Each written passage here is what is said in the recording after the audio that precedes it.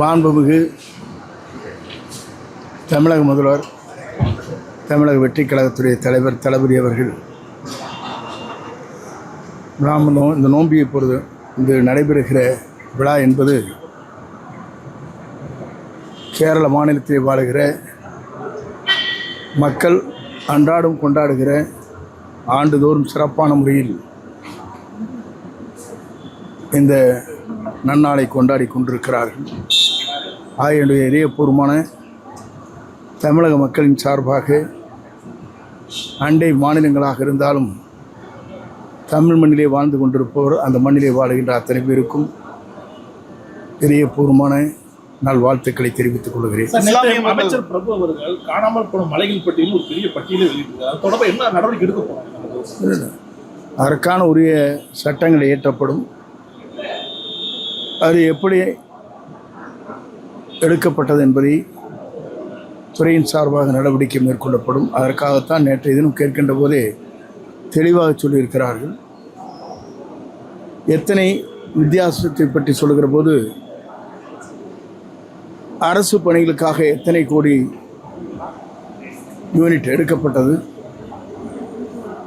ஆனால் இங்கே எடுக்கப்படுகிற இடத்தில் அதற்கு என்ன வரிகள் கட்டப்பட்டிருக்கிறது என்ற புள்ளி விவரத்தை தெளிவாக சொன்னார். ஏறத்தாழ 18 மலைகள் காணாமல் போய்விட்டது என்று கூட சொல்லியிருக்கிறார். அதற்குரிய நடவடிக்கை விரைந்து அவர் எடுத்து வருகிறார். தமிழ்நாட்டை பொறுத்தவரையிலும் நமக்கு தேவையான இயற்கை வளங்களை பேணி காக்கப்பட வேண்டிய ஒரு நோக்கத்தோடு தான் அண்டை நாடுகளிலிருந்து இறக்குமதி செய்யலாமா என்று கூட நேற்றையும் அறிவிக்கப்பட்டிருக்கிறது. குறிப்பாக இன்று கேரளத்திற்கு கூட நம்முடைய தமிழ்நாட்டில் இருந்து அண்டை மாநிலங்களாக இருக்கின்ற கேரள மாநிலத்திற்கு கிட்டத்தட்ட ஒரு 20 நாட்களுக்கு முன்னாலே ஒரு ஆணை பிறப்பிக்கப்பட்டிருக்கிறது.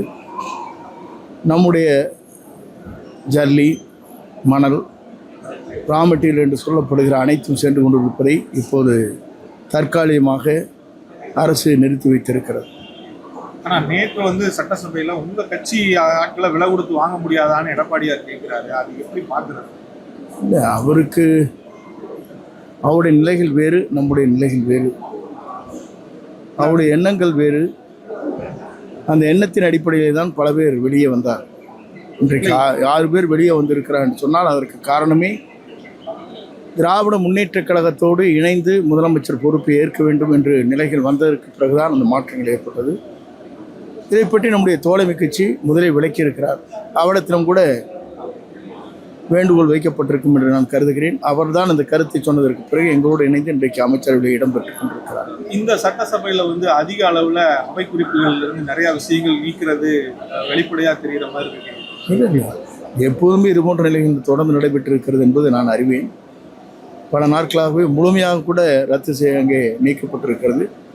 ஆனால் இன்றைய நிலை பார்க்கின்ற போது சட்டமன்றத்திலே பேசியதற்கு பிறகு நாம் நீக்கப்படுகிறது. அது நேரடியாக ஒளிபரப்பு செய்யப்படுகிற காரணத்திலேயும் மக்கள் பார்த்து விடுகிறார். ஆனால் சட்டமன்ற பதிவேட்டிலே இருக்கக்கூடாது என்பதுதான் மரபு. இந்த மரபின் அடிப்படையில் சட்டப்பேரவைத் தலைவர்கள் அவர் இன்றைக்கு வரையிலும் எல்லோரும் பாராட்டுகின்ற அளவுக்கு அவருடைய நடவடிக்கை மேற்கொண்டு வருகிறார். நம்முடைய தமிழக முதலமைச்சரை பொறுத்தவரையும் சிறந்த ஆட்சியை தமிழகத்திலே தர வேண்டும், நேர்மையான ஆட்சியை தர வேண்டும் என்பதிலே தெளிவாக இருக்கிறார். மூலமா வெளியே வந்துருது. அது அப்படி போடக்கூடாதுன்னு சபாநாயகரும் சொல்லியிருக்கிறாரு. பட் அதை ரீல்ஸ் மூலியமா அந்த அவை குறிப்புகளை நீக்கப்பட்ட விவகாரங்கள் அனைத்துமே ரீல்ஸ்ல நிறைய மில்லியன் வியூஸ் போற அளவுக்கு எல்லாமே இருக்கு. அது அப்படி பண்ணக்கூடாது, அப்படி வந்தா நடவடிக்கை எடுப்போம்னு சபாநாயகர் கூட சொல்லியிருந்தாரு. இதை கட்டுப்படுத்துறதுக்கு, இந்த சமூக வலைதளங்களை கட்டுப்படுத்துறதுக்கு என்ன நடவடிக்கை எடுக்கிறார்? அதற்கு செய்தித்துறை அமைச்சரவை அதுக்குரிய நடவடிக்கை மேற்கொண்டு வருகிறார். ஆகவே படிப்படியாகத்தான் ஒவ்வொரு நிலையும் நாம் அரசு நடவடிக்கை எடுக்க முடியும். ஏனென்று சொன்னால் ஒரு பிரச்சனை வருவதற்கு முன்னால் தெரிவதற்கு வாய்ப்பில்லை. ஆனால் யூடியூப் போன்ற ஃபேஸ்புக் போன்ற அனைத்தும் பல பேருடைய கையில் இருக்கிறது.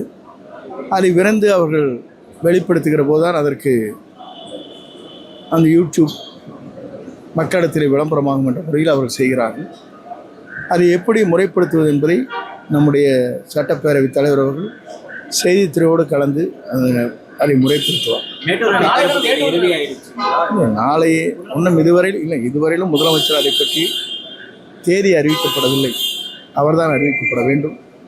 அறிவித்ததற்கு பிறகு நான் சொல்லுவேன். சட்டமா எதிர்கட்சிக்காரங்க எந்த விஷயம் பேசினாலும் எந்த கூச்சலிடுவாங்க. எதிர்கட்சியில சட்டப்பேரவையில் எதிர்கட்சிக்காரங்க எந்த விஷயம் பேசினாலும் கூச்சலிடுவாங்க. நேற்று மலையில காரணம் ஆதாரத்தோட ஒரு வெளியிடும்போது எல்லாம் கட்சிப்பு இருந்தாங்க. இதை எப்படி பாக்குறீங்க?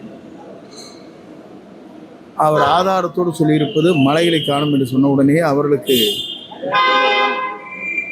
இது யார் அதற்கு உடந்தையாக இருந்தவர் என்பதைத்தான் காண வேண்டுமே தவிர, ஆகவே அவர் அமைதியாக பார்த்து கொண்டிருக்கிறார். அதையும் அவர் தெளிவாக சொன்னார். எல்லாம் இருப்பதெல்லாம் பினாமி பேர்லேயே தான் இருக்கிறது என்று கூட சொல்லியிருக்கிறார். போகத்தான் அதை பற்றி தெரியும். அதே மாதிரி G2 விவகாரம் கூட சட்டசபையில பேசப்பட்டது. அது வேலுமணி வந்தால் சொல்லுவார் அதை பற்றி.